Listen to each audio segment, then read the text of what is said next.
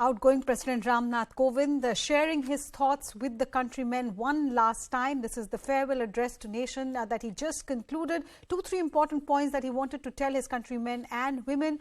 He spoke about how the late President Pranab Mukherjee, when he handed over the baton to Ramnath Kovind, how he also shared a few tips. He shared details about his humble background.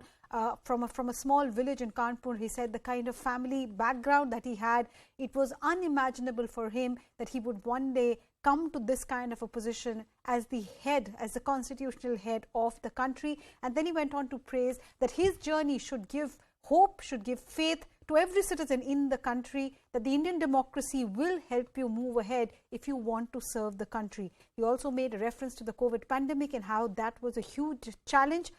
In about 17 minutes, he encapsulated his journey, and now I think the next course of action will be a farewell dinner for the outgoing president. There will be a few book releases, one which talks about all the presidents who have come to Rashtrapati Bhavan and left their indelible mark. The visuals on your screen are of the president's farewell that happened in the Central Hall of Parliament yesterday.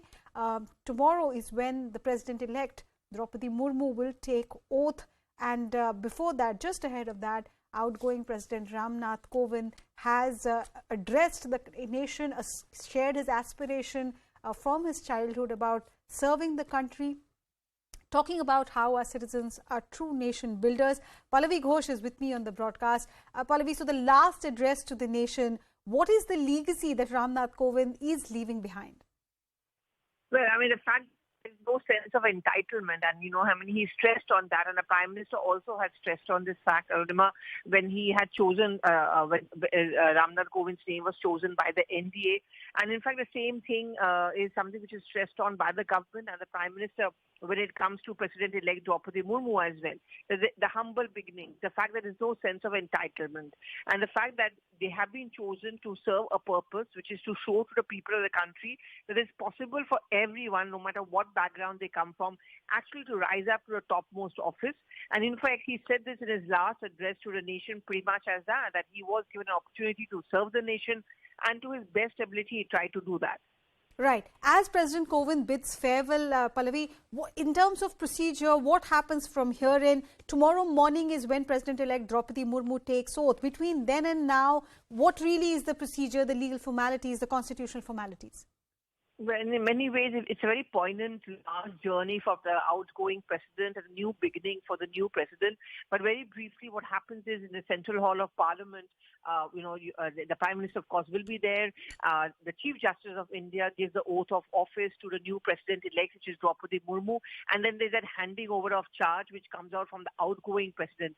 What is going to be very interesting to watch is that carriage, that ceremonial carriage, the buggy which goes from Rashtrapati Bhavan to the Parliament of India, and then the new president sits on that buggy and goes back. At least that's what I remember from the last time round when the late President Pranab Mukherjee had handover charge to President Kovind. So it's a very brief ceremony, around 10:15 to 10:20 a.m.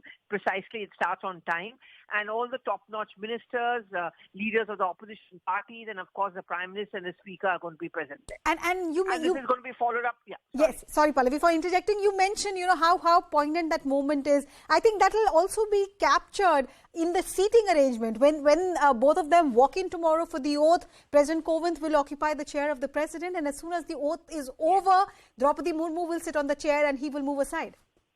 Yes, and that the changing of the seats is what's the emotional quotient, and the poignant moment comes in. And I remember the late President Pranab Mukherjee was himself very, very emotional. I remember that point of time when he got up from his chair and he handed it over to, at that point of time, the new president of our country, Ramnath Kovind.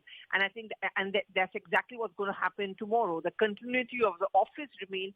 The person may keep on changing, but the honor of the topmost chair really of a country, there's a continuity in that. And of course, mixed with that is a convention, the very ceremonial moment. As I said, it's a very brief moment, and it's of course going to be followed up by the first address by the new president. And she's going to lay down what is going to be her vision for the country. Right. Pallavi, do hold on. Let me also bring in Maria Shakil on the broadcast. Maria, the legacy that President Kovind is leaving behind. He, of course, spoke about his humble beginning, how he could have never imagined that from Kanpur's small village to the Rashtrapati Bhavan. He would make that journey. But the legacy that he is leaving behind, how is the country going to remember Ramnath Kovind's journey here? A non-controversial president, certainly. Someone who steered clear of controversy, was low profile, soft-spoken, and completely sane as people's president also, Arunima, because, 2 years having wasted in COVID, the pandemic. After that, Mr. Ramnath Kovind did have a lot of public appearance. He visited his village in Kanpur, spent time there, ensured that there are development work that are there in the president's village in Kanpur, and that reach out that he continued to have with the younger generation. In every president's address to the nation, we did hear from Ramnath Kovind where he emphasized that the younger generation should continue the tradition of staying connected to the roots. The fact that you have to understand the cultural ethos and the cultural richness of India, and the youth of the country have much role to play because they are the biggest ambassadors going ahead. Right. I think that is something that Mr. Ramnath Kovind will be remembered for.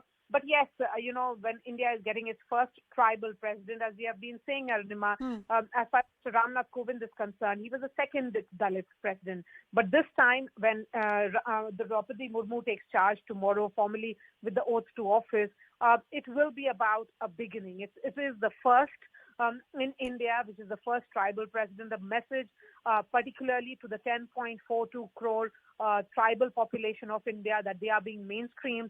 I think that on the 75th year of India's independence, that is a huge message that is going to people at large. Right. Maharishi Akhil Pallavi Ghosh, thank you so much for joining us and explaining to us what this moment means when the country is bidding adieu to Ramnath Kovind as the president of this country and getting ready to welcome the first tribal woman president in Draupadi Murmu. On that note, I'll say goodbye for now, but news and updates continue. Keep watching CNN News 18.